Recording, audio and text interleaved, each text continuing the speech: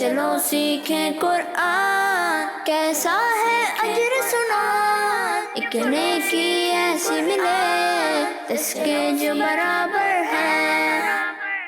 الحمدللہ رب العالمین والصلاة والسلام علی سید الانبیاء والمرسلین، اما بعد فاعوذ باللہ من الشیطان الرجیم، بسم اللہ الرحمن الرحیم۔ پڑھیے، الصلاة والسلام علیکہ یا رسول اللہ، الصلاة والسلام علیکہ یا رسول اللہ، وعلی آلک واصحابک یا حبیب اللہ، وعلی آلک واصحابک یا حبیب اللہ، الصلاة والسلام علیکہ یا نبی اللہ، الصلاة والسلام علیکہ یا نبی اللہ، وعلی آلک واصحابک یا نور اللہ۔ وعلی آلک واصحابک یا نور اللہ۔ پیارے بچوں اور کڈز مدنی چینل کے ناظرین، ایک بار پھر آپ کو ویلکم کہتے ہیں ہمارے اس پیارے اور انٹرسٹنگ پروگرام میں، جس کا نام ہے آئیں قرآن سیکھیں۔ آئیں قرآن سیکھیں۔ ہمارے اس پروگرام کا نام ہے۔ ہم اپنے اس پروگرام میں کیا سیکھتے ہیں؟ قرآن پاک سیکھتے ہیں، لیکن اس سے پہلے آئیں ہمارے پیارے آقا صلی اللہ علیہ وسلم پر درود پاک پڑھنے کی فضیلت سنتے ہیں۔ تو پیارے بچوں، ہمارے پیارے نبی، اللہ پاک کے آخری نبی محمد عربی صلی اللہ علیہ وسلم نے ارشاد فرمایا، جو شخص مجھ پر ایک دن میں 50 بار درود پاک پڑھتا ہے، کتنی بار؟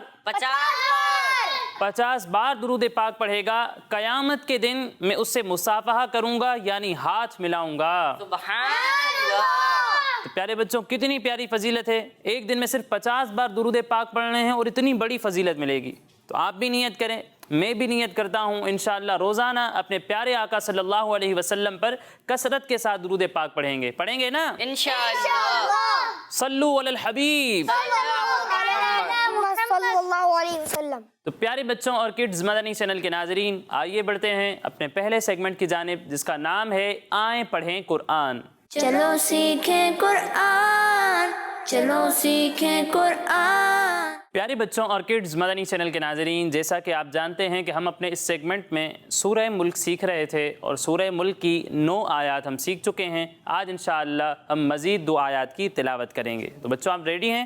جی۔ تو پہلے میں آپ کو یہ آیات پڑھ کر سناتا ہوں، اس کے بعد مل کر ہم ان آیات کی تلاوت کریں گے۔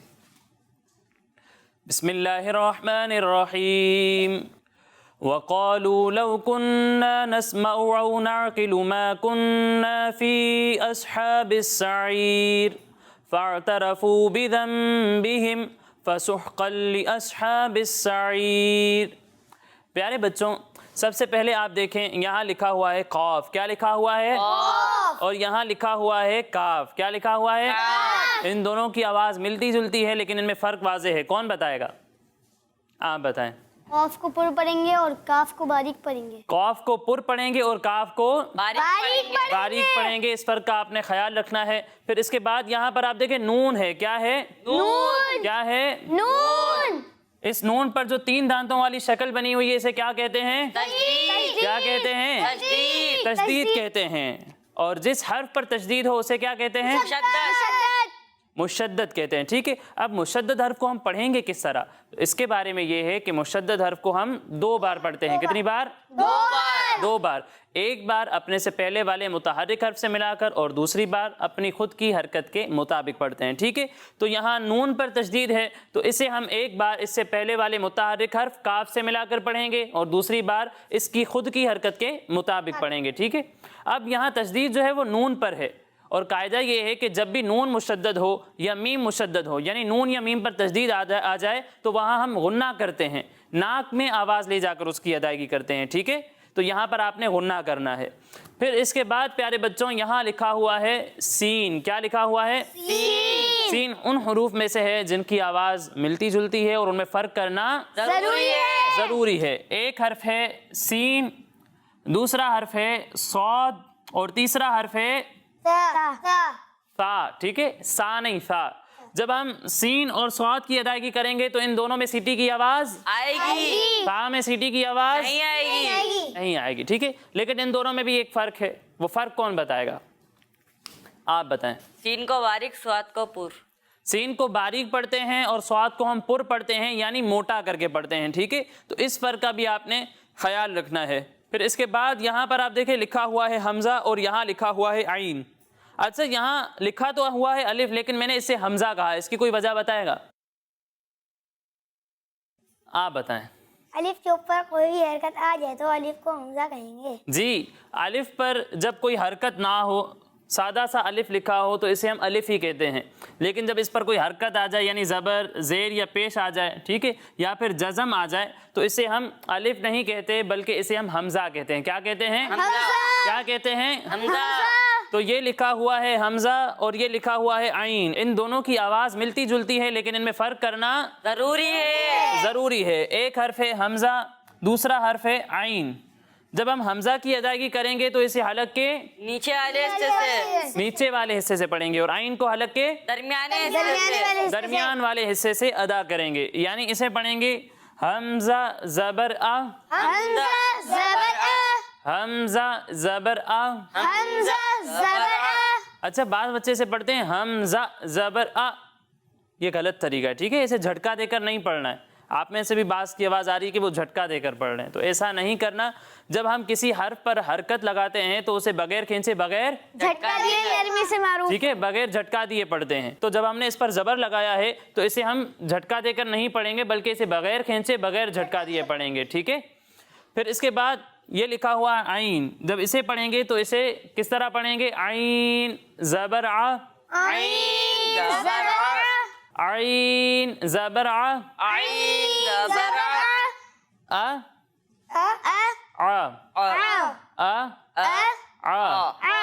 فرق سمجھ میں آیا دونوں میں؟ ٹھیک ہے, تو اس فرق کا آپ نے خیال رکھنا ہے. پھر اس کے بعد پیارے بچوں یہاں پر آپ دیکھیں یا ساکن ہے اور اس سے پہلے آ رہا ہے زیر. یا ساکن سے پہلے زیر ہو تو کیا ہوتا ہے؟ یا مدہ ہوتا ہے. اور حروف مدہ کے بعد حمزہ اگر اسی کلمے میں ہو تو وہاں کیا ہوتا ہے؟ مد متصل نہیں, مد متصل, ٹھیک ہے. اور اگر حمزہ دوسرے کلمے میں ہو تو جی حروف مدہ کے بعد اگر حمزہ اسی کلمے میں ہو تو مد متصل, اور اگر حروف مدہ کے بعد حمزہ دوسرے کلمے میں ہو تو مد منفصل ہوتا ہے, ٹھیک ہے. اب یہاں دیکھیں یا مدہ ہے اور اس کے بعد حمزہ دوسرے کلمے میں ہے, ٹھیک ہے, تو یہاں پر کیا ہوگا؟ مد منفصل ہوگا, ٹھیک ہے. اب مد متصل اور مد منفصل کو ہم 2 یا پھر 2.5 الف کے برابر کھینچ کر پڑھتے ہیں. کتنا کھینچتے ہیں؟ 2 یا 2.5 الف کے برابر کھینچتے ہیں. تو اسے ہم 2 یا پھر 2.5 الف کے برابر کھینچ کر پڑھیں گے, ٹھیک ہے. پھر اس کے بعد لکھا ہوا ہے ہا. یہ ہا بھی ان حروف میں سے ہے جو ملتی جلتی آواز والے ہیں, ٹھیک ہے. ایک حرف ہے ہا اور دوسرا حرف ہے ہا. ان دونوں میں بھی اسی طرح فرق ہے جیسا حمزہ اور عین کے درمیان ہے, ٹھیک ہے.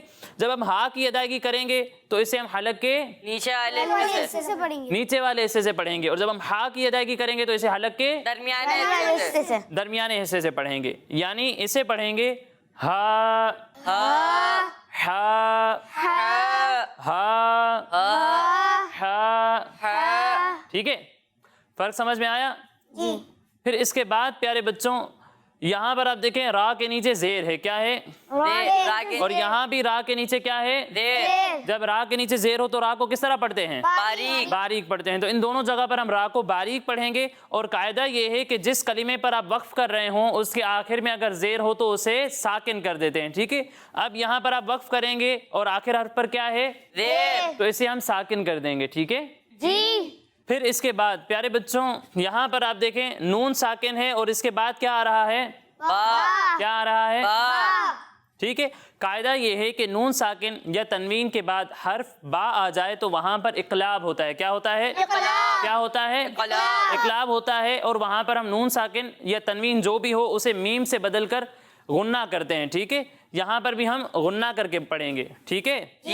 پھر اس کے بعد یہاں پر آپ دیکھیں قاف پر کیا ہے؟ تنوین ہے, اور تنوین کے بعد حروف یرملون میں سے کوئی حرف آ جائے تو وہاں کیا ہوتا ہے؟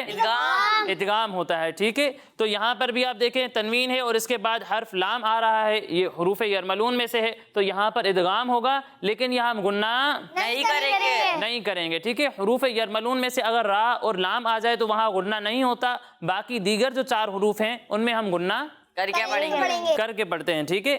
تو پیارے بچوں اسی کے ساتھ ہمارے یہ قواعد مکمل ہو گئے. اب آئیے مل کر ہم ان آیات کی تلاوت کرتے ہیں, ٹھیک ہے. وقالوا لو كنا نسمع وقالوا لو كنا نسمع أو نعقل أو نعقل وقالوا لو كنا نسمع أو نعقل وقالوا لو كنا نسمع أو نعقل ما كنا في أصحاب السعير في أصحاب السعير وقالوا لو كنا نسمع أو نعقل وقالوا لو كنا نسمع أو نعقل اب یہ آیت اتنا حصہ کون سنائے گا مجھے آیت کا؟ آپ پڑھیں. وقالوا لو كنا نسمع أو نعقل. اچھی کوشش ہے لیکن یہاں پر نون مشدد ہے. کیا ہے؟ نون مشدد. اور یہاں غنہ کرنا ہے اور غنہ کی مقدار ایک الف کے برابر ہوتی ہے. ٹھیک ہے، تو آپ نے غنہ کی مقدار پوری کرنی ہے. پھر دوسری بات یہ نوٹ کر لیں کہ یہاں عین ہے، یہاں بھی عین ہے. ٹھیک ہے، اور بیچ میں حمزہ ہے. ٹھیک ہے، تو ہر حرف کو اس کے مخرج سے ادا کرنا ہے. عین کو حمزہ سے نہیں ملانا، حمزہ کو عین سے نہیں ملانا. اچھی کوشش ہے لیکن مزید بہتری کی کوشش جاری رکھیں. ما كنا في أصحاب السعير ما كنا في أصحاب السعير ما كنا في أصحاب السعير ما كنا في أصحاب السعير. دیکھیں ما كنا کو ایک الف کے برابر کھینچنا ہے. ٹھیک ہے، یہاں پر الف مدہ ہے ما كنا. ٹھیک ہے، لیکن فی یہاں مد منفصل ہے نا، تو اسے 2 یا پھر 2.5 الف کے برابر کھینچنا ہے. ما كنا في أصحاب السعير ما كنا في أصحاب السعير. اب اتنا حصہ کون سنائے گا؟ آپ پڑھیں. ما كنا في أصحاب السعير. دیکھیں سب سے پہلے تو اس بات کا خیال رکھنا ہے کہ جسے ہم نے جتنا کھینچنا ہے آپ اسے اتنا ہی کھینچیں گے. ٹھیک ہے، آپ نے حروف مدہ کو بہت زیادہ کھینچا. ما كنا نہیں، حروف مدہ کو ہم ایک الف کے برابر ہی کھینچیں گے. پھر فی اصحاب یہاں پر مد منفصل ہو رہا ہے تو اسے آپ 2 یا پھر 2.5 الف کے برابر کھینچیں گے. اور آخر میں یہ کہ یہاں لکھا ہوا ہے سین. کیا لکھا ہوا ہے؟ سین. ٹھیک ہے، اور یہ ہے صاد. آپ نے دونوں کو صاد کی طرح پر پڑھا ہے. صاد کو پر پڑھنا ہے لیکن سین کو پر نہیں پڑھنا، باریک پڑھنا. یہ سعیر نہیں ہے، سعیر. ٹھیک ہے، اچھی کوشش ہے، مزید بہتری کی کوشش جاری رکھیں. ٹھیک ہے. فَاعْتَرَفُوا بِذَنبِهِمْ. اچھا یہاں را پر زبر ہے تو را کو پر پڑھیں گے. ٹھیک ہے، فَاعْتَرَفُوا بِذَنبِهِمْ. آپ پڑھیں، کیا پڑھ رہے ہیں؟ فاعترفوا بذنبهم.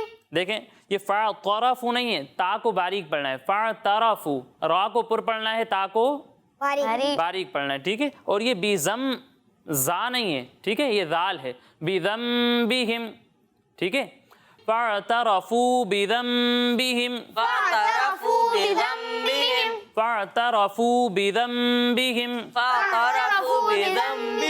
فَسُحْقًا لِأَصْحَابِ السَّعِيرِ.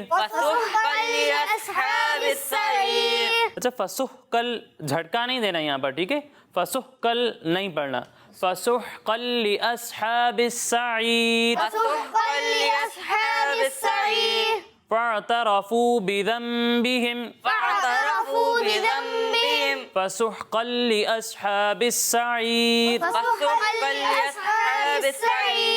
اب یہ آیت کون سنائے گا؟ آپ پڑھیں. فاعترفوا بذنبهم فسحقا لأصحاب السعير.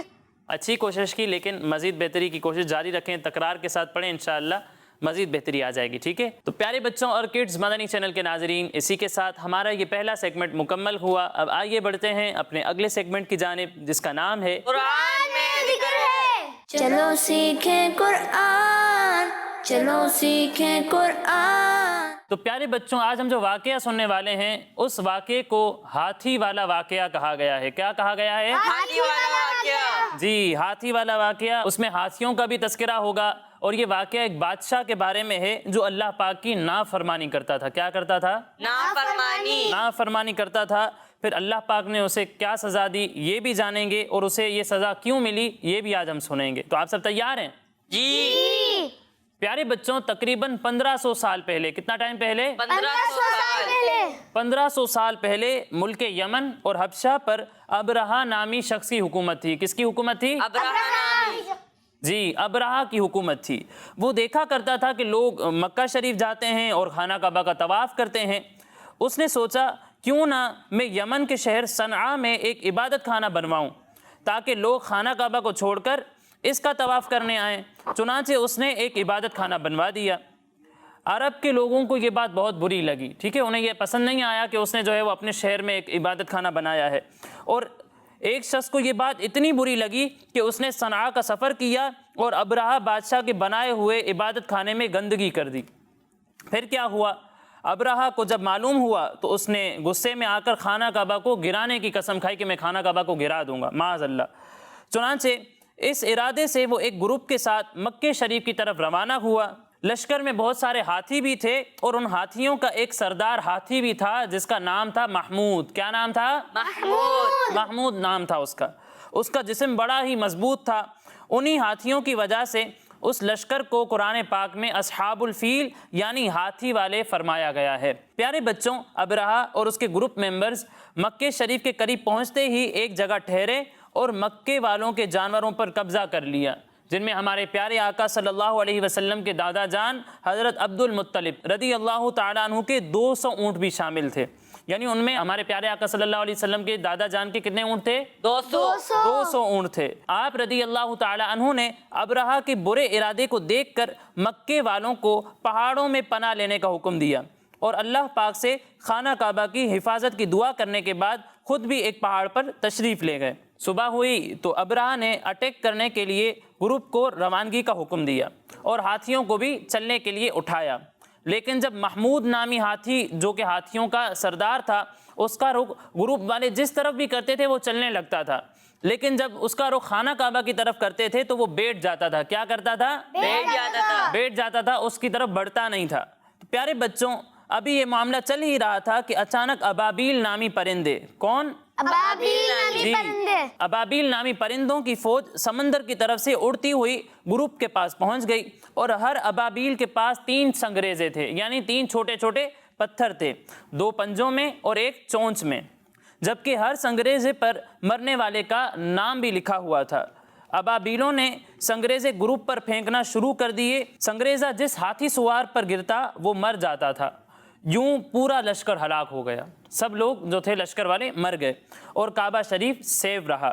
जिस साल ये अजाब नाजिल हुआ, बाद में उसी साल रहमत वाले आका हमारे प्यारे नबी सल्लल्लाहु अलैहि वसल्लम की विलादत भी हुई। सुभान अल्लाह। प्यारे बच्चों, कुरान पाक में अल्लाह पाक ने इस वाक़े के मुतालिक एक सूरत भी नाजिल फरमाई है। वो सूरत कौन सी है? सूरह फील। सूरह फील वो सूरत है। अल्लाह पाक कुरान पाक में इरशाद फरमाता है, अलम तरा कैफ फ़अल रब्बुक बिअस्हाबिल फील अलम यजअल कैदहुम फी तदलील व अरसल अलैहिम तैरन अबाबील तरमीहिम बिहिजारतिम मिन सिज्जील फजअलहुम कअस्फिम मअकूल।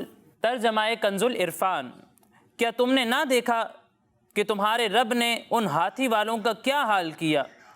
क्या उसने उनके मकरो फरेब को तबाही में ना डाला और उन पर फौज दर फौज परिंदे भेजे जो उन्हें कंकर के पत्थरों से मारते थे तो उन्हें जानवरों के खाए हुए भूसे की तरह कर दिया। तो प्यारे बच्चों, इस वाक़े से हमें बहुत कुछ सीखने को मिलता है। आइए कुछ बातें सुनते हैं। इससे पता चलता है कि अल्लाह पाक की नाफरमानी करने वाला दुनिया में भी बर्बाद होता है और आखिरत में भी बर्बाद होता है। मरने के बाद भी उसे रुसवाई का सामना करना पड़ता है। इसी तरह ये भी पता चलता है मक्के शरीफ और दीगर मुक़द्दस जगहों का अदब करना, उनका एहतराम करना, उनकी ताज़ीम करना बहुत ज़रूरी है और मुक़द्दस जगहों की बेअदबी करने का अंजाम बहुत ही सख्त और बहुत ही बुरा होता है, जैसा कि हमें इस वाक़े से भी पता चला। और प्यारे बच्चों, हम भी कुरान पाक सीखने के लिए मदरसे जाते हैं तो हमें वहाँ पर अदब व एहतराम के साथ पेश आना चाहिए, वहाँ की चीज़ों का अदब करना चाहिए, ताज़ीम करनी चाहिए। उन बाबरकत जगहों पर गंदगी नहीं करनी चाहिए, बुरे काम नहीं करने चाहिए, बल्कि वहाँ पर बुलंद आवाज़ से बात भी नहीं करनी चाहिए और वहाँ का उन जगहों का अदब और एहतराम करना चाहिए। ठीक है जी। तो ये था हमारा सेगमेंट कुरान में ज़िक्र है। अब आगे बढ़ते हैं अपने अगले सेगमेंट की जानिब, जिसका नाम है चलो सीखें कुरान, चलो सीखें कुरान। तो किड्स मदनी चैनल के नाजरीन, सेगमेंट है हमारा 10 सवाल और आज एक तरफ है हमारे मोहम्मद अरीब भाई और दूसरी तरफ है मोहम्मद शहीर भाई। इन दोनों के दरमियान कंपटीशन होगा, मुकाबला होगा, लेकिन उससे पहले हमेशा की तरह कंपटीशन के रूल सुन लेते हैं। तो प्यारे बच्चों, अगर मैं आपसे कोई सवाल करूंगा और आप मुझे उसका सही जवाब देंगे तो आपको 10 पॉइंट्स मिलेंगे। कितने? 10 पॉइंट। लेकिन अगर आपको उसका सही जवाब नहीं आता तो भी आपके पास एक चांस होगा, आप मुझसे ऑप्शंस ले सकते हैं। ऑप्शंस लेने के बाद अगर आप सही जवाब देंगे तो आपके आधे पॉइंट्स माइनस हो जाएंगे, आपको मिलेंगे 5 पॉइंट्स। कितने? 5 पॉइंट। लेकिन अगर गलत जवाब दिया तो 0 पॉइंट। 0, कोई पॉइंट नहीं मिलेगा। तो पहला सवाल है हमारे अरीब भाई से, आप रेडी हैं? आप बताएं, कुरान पाक में शैतान का नाम जिक्र हुआ है, बताएं वो नाम कौन सा है? इब्लीस। वो नाम कौन सा है? इब्लीस। इनका ये जवाब बिल्कुल दुरुस्त है। कितने पॉइंट्स मिलेंगे? 10 पॉइंट्स मिलेंगे अरीब भाई को। अब अगला सवाल है हमारे शहीर भाई से, आप बताएं अल्लाह पाक ने फरिश्तों को कौन से नबी अलैहिस्सलाम को सजदा करने का हुक्म दिया था? हजरत आदम अलैहिस्सलाम। हजरत आदम अलैहिस्सलाम को सजदा करने का हुक्म दिया था। इनका ये जवाब बिल्कुल दुरुस्त है। कितने पॉइंट्स मिलेंगे? 10 पॉइंट्स मिलेंगे शहीर भाई को। जी अरीब भाई, आप आतु ज़कात का माना बताएं। ज़कात दो। ज़कात दो, इनका ये जवाब बिल्कुल दुरुस्त है। इस सवाल में भी हमारे अरीब भाई को मिलेंगे 10 पॉइंट्स। अब अगला सवाल होगा शहीर भाई से, आप बताएं इय्याका नअबुदु व इय्याका नस्तईन, ये मशहूर आयत कुरान पाक की कौन सी सूरत में है? फातिहा। सूरह फातिहा में है ये आयत। इनका ये जवाब बिल्कुल दुरुस्त है। इस सवाल में भी शहीर भाई को मिलेंगे 10 पॉइंट्स। जी अरीब भाई, लफ्ज़ फुरकान में कितने हुरूफ हैं?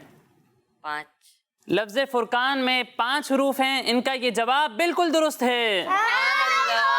कितने पॉइंट्स मिलेंगे? 10 पॉइंट्स मिलेंगे हमारे अरीब भाई को।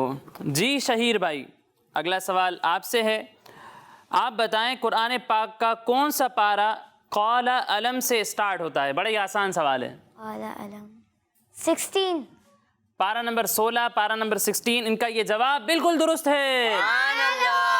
तो इस सवाल में शहीर भाई को मिले 10 पॉइंट्स और अब तक दोनों बराबर हैं, किसी ने कोई पॉइंट नहीं छोड़ा। जी अरीब भाई, आप बताएं सूरह फजर कुरान पाक के कौन से पारे में है? 30वें पारे में है, पारा नंबर 30 में है। इनका ये जवाब बिल्कुल दुरुस्त है। कितने पॉइंट्स मिलेंगे? 10 पॉइंट्स मिलेंगे हमारे अरीब भाई को। शहीर भाई, आप बताएं कुरान पाक में मुज़म्मिल नाम से किस नबी अलैहिस्सलाम को पुकारा गया है?